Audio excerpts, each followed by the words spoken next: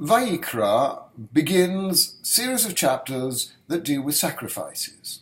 Sacrifices, that's a very controversial subject because for most of us moderns, we don't particularly like the idea of killing animals as gifts to God. Maimonides, in his famous book, The Guide to the Perplexed, says that sacrifices were really a concession because in the ancient world that was the natural way of expressing your relationship with God.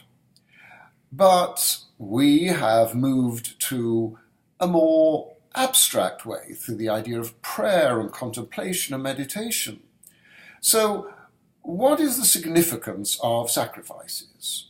For some, and the majority of the traditionalists, the view is that sacrifices will come back when the Messiah comes.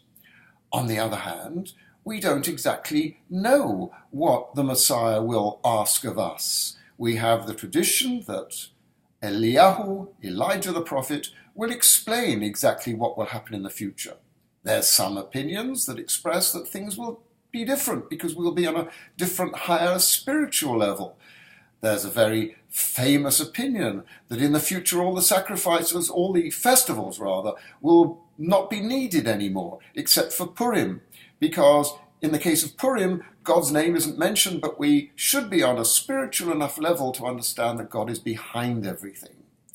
But nevertheless, it's true to say that there are those who believe that sacrifices will return, and it's perfectly possible that our attitudes may change and we may come full circle. Who is to know what it will be like in the future?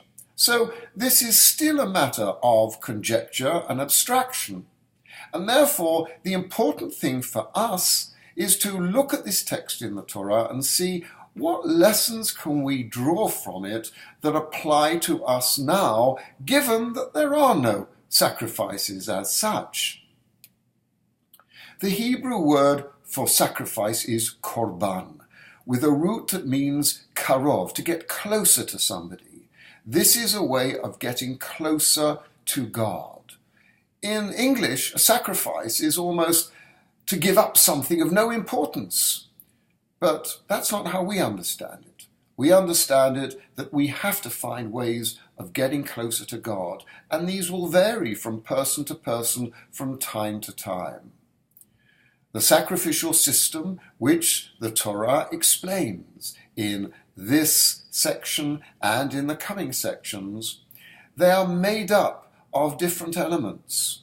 There is the sacrifice that is given to encounter God directly.